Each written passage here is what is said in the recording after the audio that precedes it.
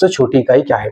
आप सभी जानते हैं और सभी इसका उत्तर आराम से कर देंगे, लेकिन ये कई बार अलग अलग तरह से पूछा जाता है। जैसे मौखिक रूप से भाषा की सबसे छोटी इकाई, लिखित रूप से भाषा की सबसे छोटी इकाई, अर्थ के आधार पर भाषा की सबसे छोटी इकाई, या भावार्थ के आधार पर भाषा की सबसे छोटी इकाई।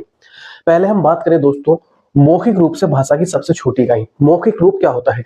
जब हम कुछ बोल रहे होते हैं तो हमारे मुख से ध्वनि निकलती है, तो वही ध्वनि होती है मौखिक रूप से उच्चारित होने वाली ध्वनि।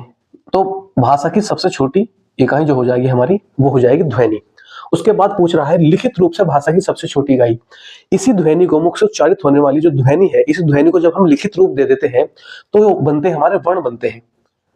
तो लिखित रूप से भाषा की सबसे छोटी इकाई क्या हो जाएगी हमारी? वर्ण हो जाएगी। तीसरे में ये पूछ रहा है अर्थ के आधार पर, अर्थ के आधार पर भाषा की सबसे छोटी इकाई क्या है? तो दोस्तों मान लीजिए हमने लिखा, कोई वर्ण लिखा, कै लिख दिया, मैं लिख दिया, ले लिख दिया, लेकिन इसका कोई अर्थ नहीं निकला, ये कोई शब्द नहीं बना, लेकिन इसको हमने जोड़ दिया तो ये हमारा जुड़ के एक शब्द बन गया कमल। तो इस कमल शब्द का अर्थ क्या हुआ कि कमल का फूल होता है, तो ये शब्द बन गया। इस प्रकार अर्थ के आधार पर भाषा की सबसे छोटी इकाई हमारी क्या हो जाएगी? शब्द हो जाएगी। चौथा है भावार्थ के आधार पर भाषा की सबसे छोटी इकाई।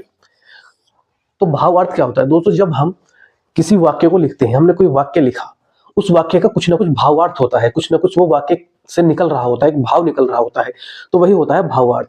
तो भाषा की आधार पर भावार्थ के आधार पर भाषा की सबसे छोटी इकाई क्या हो जाती है हमारी? वो हो जाती है हमारी वाक्य।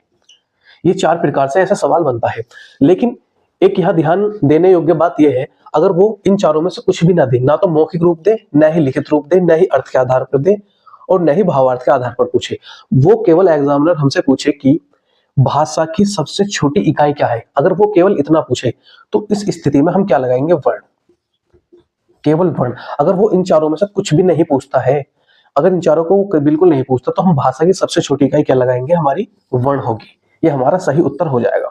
आशा करता हूं आपका ये